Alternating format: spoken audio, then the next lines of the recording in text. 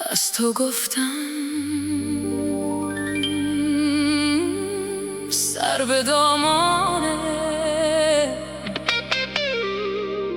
خیابانی که در آن خانه داری.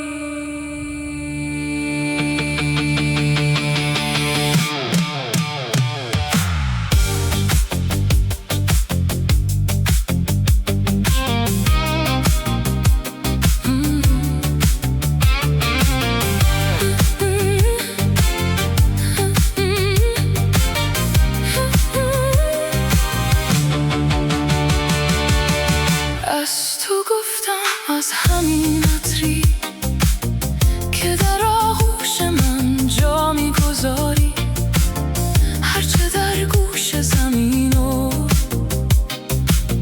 آسمان گفتم نشد. من مگوهای دلم را با جهان گفتم نشد. از دل جا مانده در آوار تنهایی نگفتم.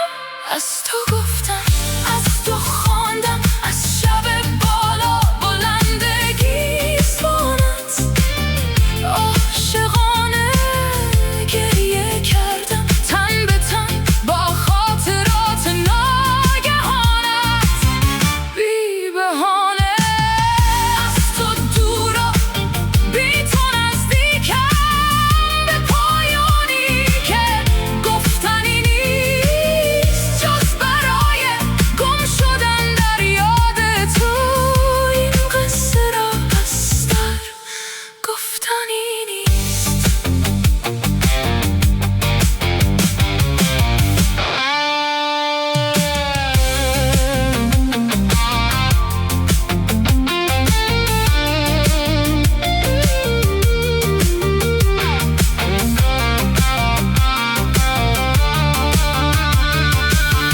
از تو در من مانده رویایی که هر شب تا جنونم میکشاند حافظانه. عطر گیسویت که میرقصد به شعرم مینشاند. هر کجایی دل به موج و موج دریای نگاهت میسپارم. آرزویی جز شکستن در تلاطم‌های آغوشت ندارم. بیقرارم، از تو خواندم، از شب بالا بلندگی سوانت عاشقانه گریه کردم، تن به تن با خاطرات ناگهانت بی بهانه. از تو دور و بی تو نزدیکم رو به پایانی که دیگر گفتنی نیست.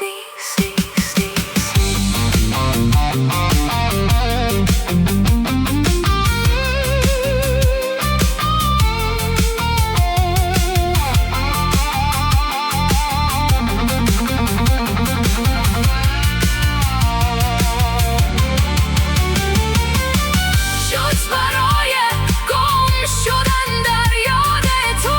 این قصه را از سر گفتنی نیست. هر کجایی دل به موج و موج دریای نگاهت میسپارم. آرزویی جز شکستن در تلاطم‌های آغوشت ندارم. بیقرارم، از تو گفتم، از تو خواندم، گریه کردم بی بهانه. هرچه در گوش زمین و آسمان گفتم نشد.